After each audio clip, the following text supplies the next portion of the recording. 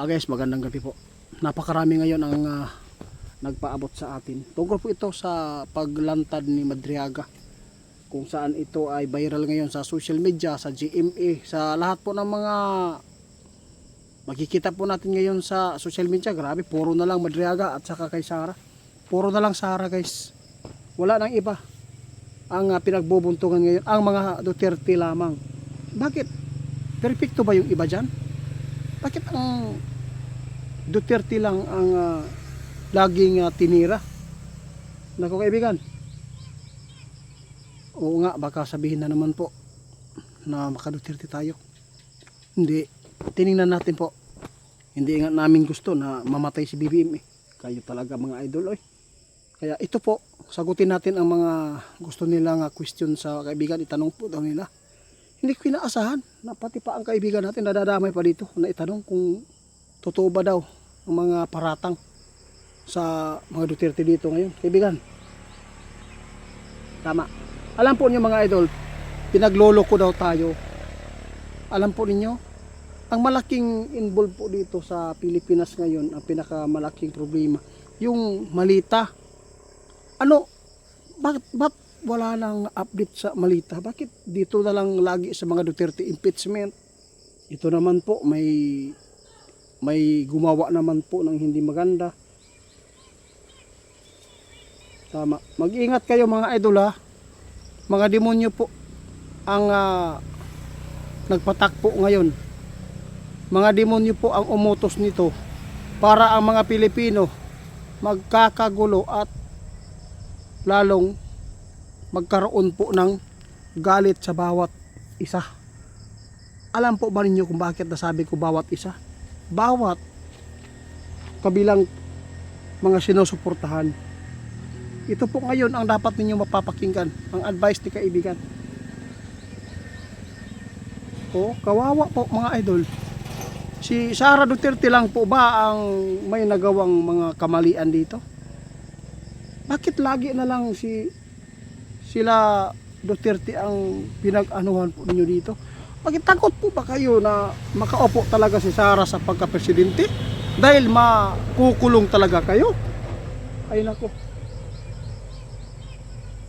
O nga, gusto lang ninyo mawala ang isyo sa malita, flood control ba, mga magnanakaw. Grabe kaibigan, totoo po ba ito kaibigan? Marami nagsasabi bagman daw ito ni Sara Duterte si Madriaga.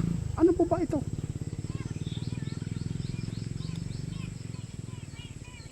Kawawa talaga.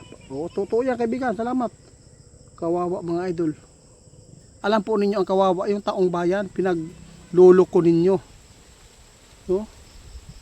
Kahit ano pa ang gagawin po ninyo, hindi talaga, mas lalong aangat pa rin yung mga sinisiraan ninyo. Kaya mga idol, sa totoo lang, maraming nagpaabot sa akin, buko na ang mga Duterte, sa mga Duterte buko na daw dahil sa mga ginagawa. Hindi nyo alam, huwag kayong magbulag-bulagan mga idol. Tingnan po inyo, ang nanggagaling po sa problema dito sa atin, yung ninakaw nilang pira, ilang malita, napakarami na po ang nagpatotoo na sila po ang magnanakaw. Tingnan po ninyo ang mga malita-malita, no? Inilipat sa armor car, nakahelicopter pa. Yung 18 Marines, ano po ang ginawa?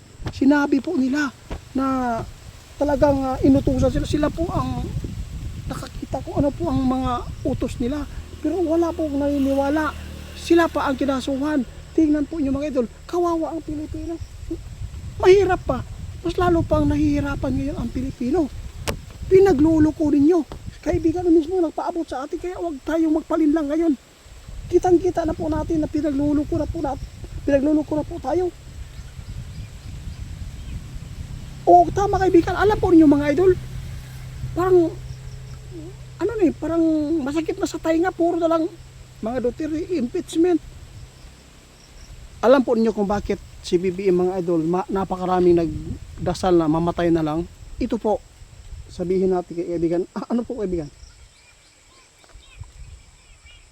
Oo, tama. Alam po niyo mga idol, kung si BBM, kung tama po o hinahangaan natin ngayon na siya po ang mabuting presidente. Sana mga idol, yung mga pinapangako niya na mayroon po makukulong na sa 2025 pa yun eh. Hindi pa aabot daw ng Pasko. Marami na makukulong ng mga congressman at nasa kayong mga senador. Pero anong nangyari? Parang natatabunan na eh.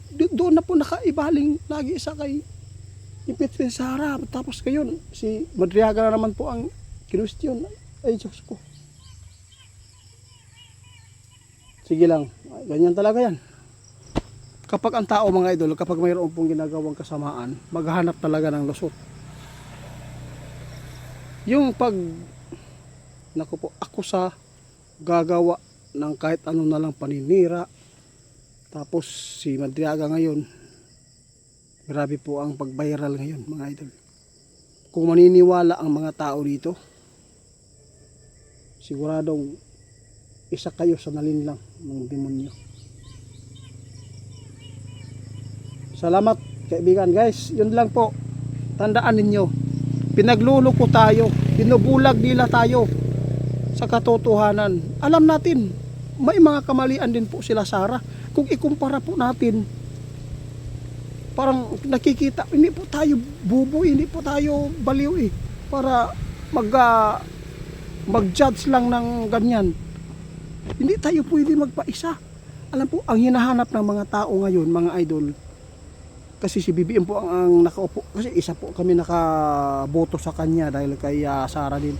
Alam po nyo, mawala talaga yan mga idol. Hahanga talaga ang mga tao sa kay BBM kung makuha niya ang mga pira na ninakaw ng kanyang mga tauhan dyan. Kasi malapit po sa kanya yan mga tao na yan. At saka yung lang nabulgar dyan na mga flood control, kung ilang milyon ang kinuha. Kapag nabalik yan, hahanga tayo. At kung makukulong sana yan ng mga tao na yan, masasabi natin perfect na. Wala nang makatapat kay Presidente Bongbong. Kasi ang hinihingi ng mga taong bayan ngayon, ang pira na ginakaw, na maparusahan yung naggawa. Hindi lang puro na lang ka Sara. Bakit si Sara lang po ba ang makasalanan? Perfect ba yung iba? Yun po sinabi ng ating kaibigan, huwag tayo magpalinlang ngayon, huwag tayo magpaloko. Kung totoong mabuti po ang namumuno sa atin ngayon, di sana nakuha na yung pira na malita, nakulong na sana yung mga tao. Bakit hanggang ngayon wala? Mas inuna pa yung mga maliliit na mga kaso na binigyan pa ng ang bilis po talaga ng paghuli, pagkulong. Pero yung mga nanganakaw ng mga milyon sa kaban ng taong bayan, wala pa rin mga napatunayan mga idol. Mag-ingat tayo ngayon. Kasi po, ito sinabi ng ating kaibigan, no? Dulaan ang tao karon sa demonyo.